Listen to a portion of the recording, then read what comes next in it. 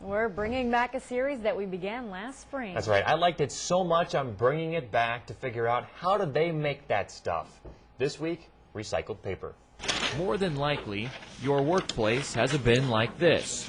Every year, Americans plow through more than 31 million tons of paper.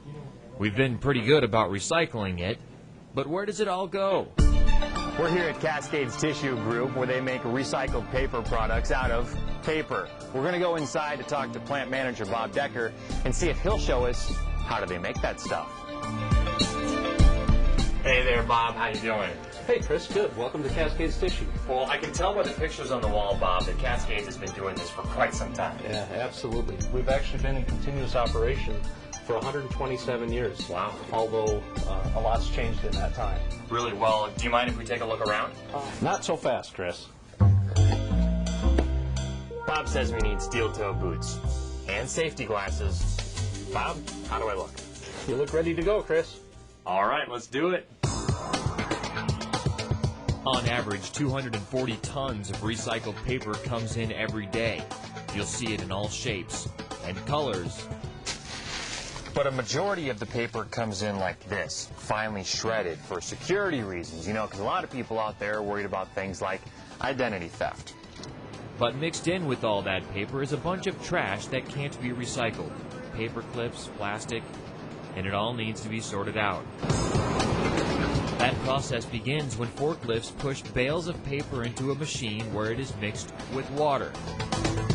The rejected material comes out on this conveyor belt and has to be thrown away. Now, the main focus is to wash everything out that is not paper. That starts here at the Carafta. Bubbles help push up any unwanted material to the surface and then is skimmed off the top. We then float out the contaminants to the top. You can see this is the contaminants on top of the Carafta. And below here, you have the water that we're going to reuse in the process. We're reusing the water back through the process. That fiber is then sent through a series of washes and is bleached. You can see here that it's a really wet mush. When it's ready, it's sent to the paper machine. Hey, how you doing? My name's Chris. Nice to meet you. Hi, Andy Markert, number 5 paper machine manager. All right, cool. Andy, tell me about this machine. Where does it start out and what comes out the other side?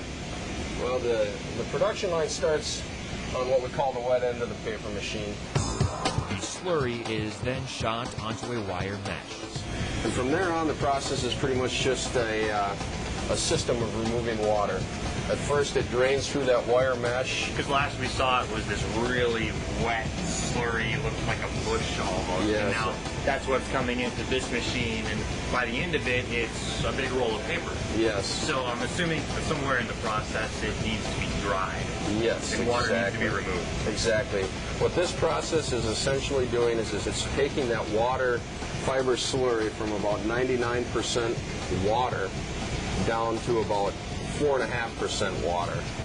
That's a lot of water, and it has to go. A large dryer drum basically flash boils a good portion of that water away. The edges are then trimmed. The paper is then scanned for consistency and thickness, so they know it's up to spec. This roll took a little less than an hour to fill.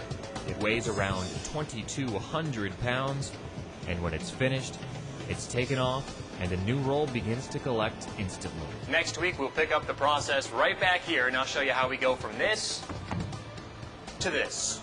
For News 18, I'm Chris Stanford, and that's how the Chippewa Valley recycles paper. That's right. Toilet paper next week. Keep it here. Doug's forecast is next right here on News 18.